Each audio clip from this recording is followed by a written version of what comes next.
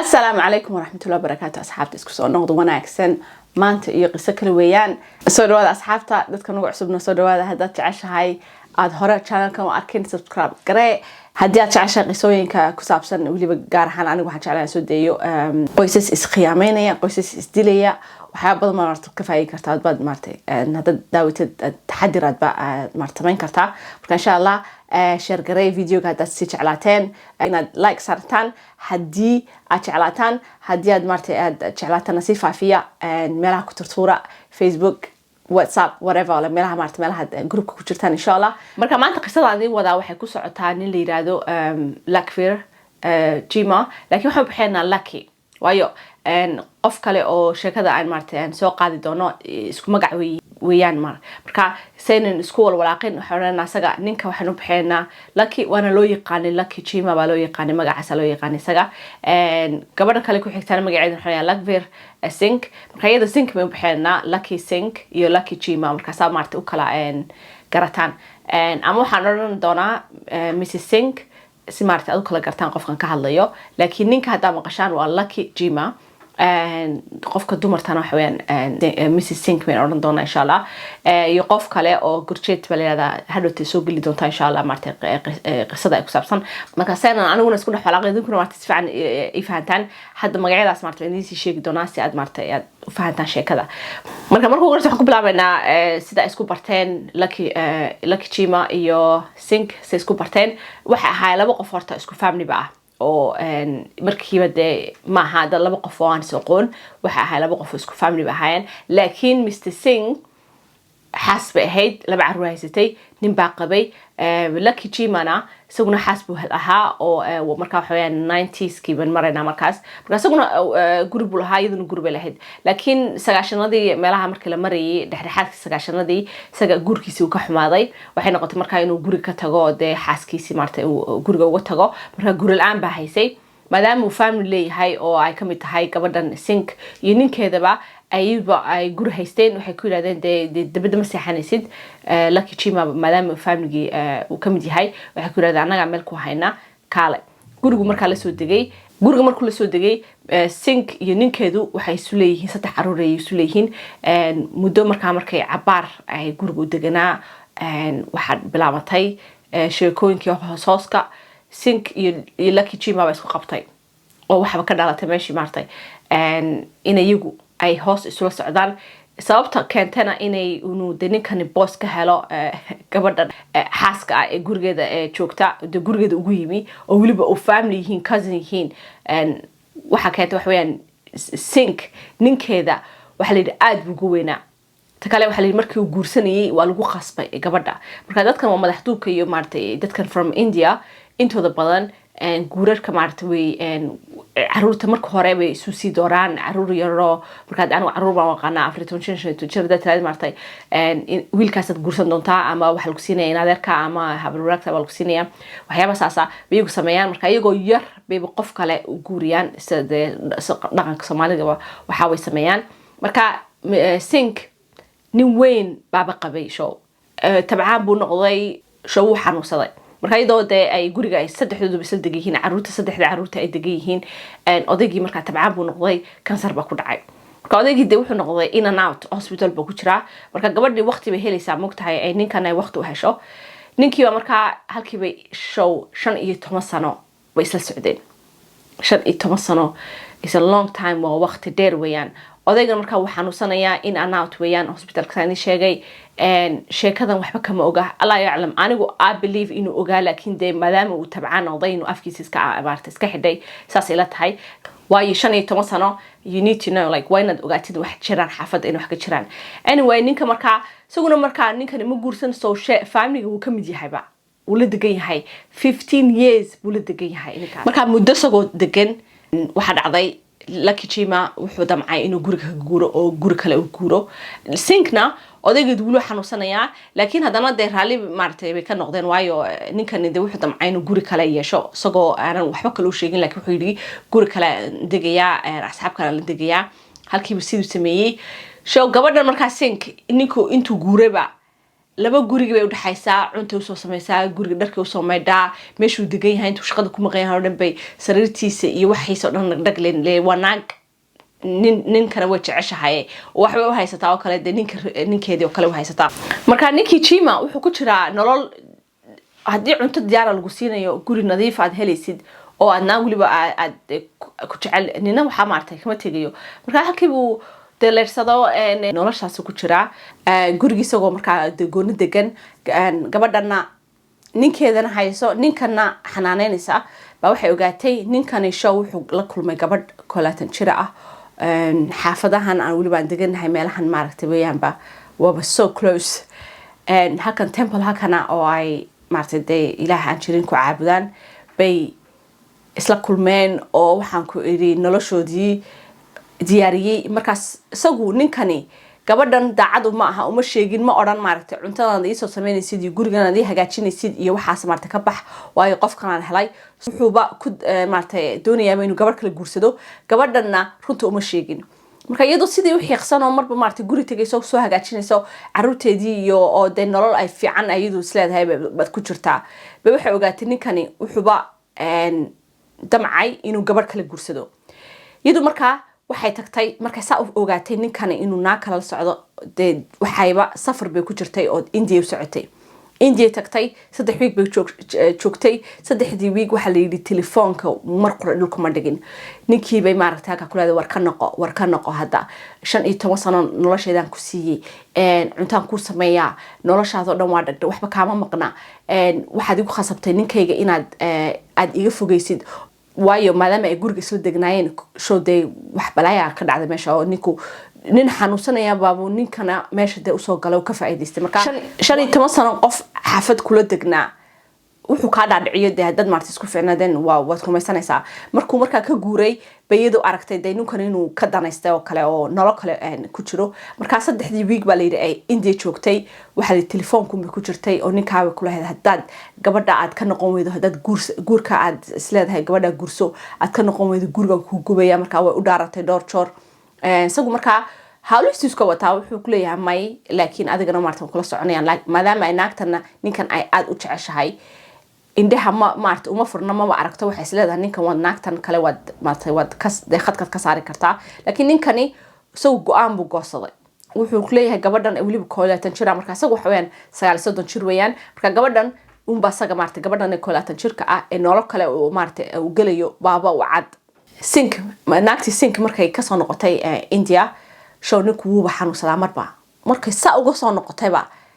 ninkani shaqo waa tafo weeyaan oo shaqaysanaya laakiin wigi mar uu xanuunsanaya dhakhtarka loo cararaya wax allaale waxa la garan maayo iyadoo markaas ay cararaysa markaas ninkii ay maca gurigeedii wixii ka soo qonaysa martay ana waa martay wadi baahan tahay halkaas way xanaaneenaysaa ninkiina markaan naagtan maadaama uu xanuunsanayo wuxuu isleeyahay de qoftan martay family marka wax aad baratid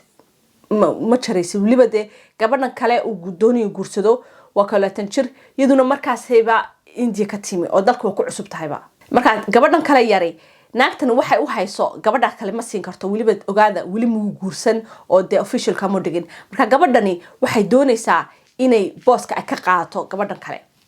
halkii bay mar alaam markuu xanuunsadaba agtiisa ay joogtaa way xanaaneynaysaa markii dambe waxay ogaatay ninkani inuu marka sheekadan waxay dhacaysaa 2008 kii dhamaadkii 2008 kii dhacaysaa waxay ogaatay ninkan inuu uu ka soo noqonayn go'aanka uu qaatay uu dooniyo gabadha inuu guursado markay fahantay inuu ninkan uunan ka soo noqonayn go'aanka waxay tiri okay no problem maxay samaysay show markii horeba waxay ku tala gashay ninkan inay dishaba India markay ka timi show waxbay sidataaba sunbay sidataa oo ay sababta ninkan uu hospitaalka u galaya oo marba xanuunsanaya oo cilada haysa aan la garanayn show gabadhan ba cuntada ay marka u soo sameynayso bay wax ugu soo dhaxwalaaqda marka wax yar khafiif ah sidoo marka waxa la yiri waxa ay in yarba ku dartaa uu yara xanuunsadaa waxay doonaysaa marka waqti inay u hesho oo xanaanayso laakiin markii ogaatay in uu ninkan uu go'aansaday inuu yada ka takhasuso marto ka dhaqaaqo gabadhan kala guursado ba waxay sameysay suntii bay u kordhisay gurigiisa bay maalin tagtay sida awalba uu cuntada ay maartay ay u geyn jirtay cunto soo walaaqday show India bay sunbay ka soo qaadatay suntii ugu dhex walaaqday marka maalintaas ay cuntada ay u soo qaaday soo ninkani cuntada ay naagtan u keento gabadha uu doonayo inuu guursado baa habeenkii u timaada halkaas cuntada ay naagtan soo diyaarsay bay isla cunaan inta adag gabadhi maxay samaysay waxay tiraa ku go'a halkii labadooda intay qadadi markay cashadii shaqadii markay labadooda ka yimaadeen Lucky Chima iyo naagta uu guursan doono Gurjit la yiraahdo baa halkan marka shaqada laga yimid bay soo fadhiisteen marka Lucky Chima gaajo maartay baa hayso shaqo waa nin maartay maanta oo shaqeynayay cuntadii talaagada ugu jirtay naagta u soo diyaarisay bay dhagdhag Lucky Chima iyo gabadhu guursan doona kulatan shirka abaha ka soo fadhiistay marka iyadu waxa la yiraahdaa cuntada afka yar bay afkun bay maartay way yara dhamisay laakiin markii isla markiiba showerka gashay intay soo meedhanaysay ninkii cuntadii buu half maartay dhameeyay sida markayaduna u soo fadhiisatay waxay tiri caadi meehi sibay dareentay isaguna la mid isla markiiba waxa la yiri wajigiiba nam noqday wajigiiba valid noqday maartay like paralyzed noqday isla markiiba wuxuu dareemay mugdi iyaduna la mid marka wixii markiiba uu fahmay wuxuu yiri marka asagoo aan wali maartay wada daminde like oo wali uu hadli karaa laakiin uu ogyahay inay wax jiraan gabadhuna la mid ay leedahay nooc caadi meehi carabkiiba maartay sidan awareba bay markiiba ninka afkiisa waxa ka soo baxday naagtaas cuntada wax noogu dartay marka markiiba isla markiiba afkiisa waxaad moosay inuu ogyahay in maartay wax si yihiin oo kale isla markiiba hadalkiisa waxa ka soo baxay naagtaas doonaysa wax igu sameeyso naagtaas waxay doonaysa igu sameeyso naan bay maartay garaaceen isla markiiba may iman laakiin walaashood baa markiiba ninka Lucky Chima baa walaashii baa meesha timi way qaaday hospitaalka geysay hospitaalka sida markii loo keenay Lucky Chima naftiba ka baxday isla markiiba soo aan ma dhakhtar wili arkin show made baba maartay ay keentayba hospitaalka halkii markaa Lucky Chima nafta ka baxday gabadhii kalena iyadana si sileeg iyaduna markaa nafta kama bixin laakiin dhakhtaradii markay arkeen in ay organkeedo maartay ay shad garaynayaan oo kale ay xirayaan oo kale waxay yiraahdeen markiiba coma ma galinayna markaa iyadu waqti ma helin inay hadasho coma bay idin geliyeen ninkiina halkii maartay dameedkiisii meesha talagadii la geliyay laakiin hadaladii ugu dambeysay uu walaashi iyo gabadhan kale guursan doono uu ku yiri magaca naagta kale soo qaad oo yiri naagtaas doonaysa inay disho waa naagtaas kulli naagtaas wax cuntada ay ugu dartay marka saasa markiiba loo fahmay inay meesh maartay ciladu ay ka socoto maadaama marka asaga nafta ka baxday oo dhintay marka waxay noqonaysaa wixii maartay murder case marka waa dil maartay ba baaritaan baa la bilaabay iyadii baa loo yeeray investigation baa la sameeyay marka iyadii isla markiiba waxay eedeysay nin kale her brother in law ninkii qabay odaygii qabay kansarka dala jiifay walaalkii bay eedeysay oo tiri ninkaasa wuxuu ogaa ninkan inaan la socday oo aan walaalkii nacay ninkaasa ninka dilay wax been ah maartay meesha ay keentay oo ay tiri ninkaasa way manipulation bigu sameeyay way khiyaameeyay waxaba la ogaaday in iyadu ninkan ka daba ordaysayba waayo waxa la soo helay text message telefoon la soo diray nin ku khasbayo oo family-ga ka saaray markii maartay atraasas oo kale waxa la fahmaya hadhowto de qofka message kale eegaya qofka marka qofka kale daba cararaya waxa la ogaaday in iyadu history-gooda mal soo eegay waxa la ogaaday iyadu in ninkan ay daba dhigatay oo nafta u keentay maxkamadii markii la keenay waxa lagu cadeeyay in iyadu dishay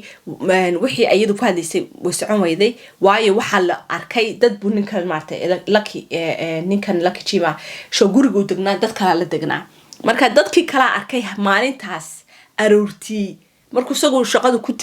uu maartay uu ku maqnaa dad baa guriga marka joogo oo arkay cuntada laftigeeda oo marka habeenka ninkan cunayo iyo gabadhan kale ay cuneen in iyadu maalinta soo diyaarisay talaagada gelisay dad baa xaadir u ahaa isla markiina cuntadii gurigii marka la tagay maadaama uu yiri deeyada naagtaas ay sumeysay naagtaas doonaysay inay disho cuntadii marka booliiska way qaadeen waana la baaray cuntadii waxa laga helay sun aan waxa la yiri 120 sano ka hor waa ugu dambeysay Ingiriiska meelahan qof lagu dilo waxana la yiri waa sunta adduunka ugu xun waayo waxa la yiri adigoo soo jeeda isnaqaska ku dhigaya waa sunta ugu xun oo qof ku dhiman karo oo dadka la siiyo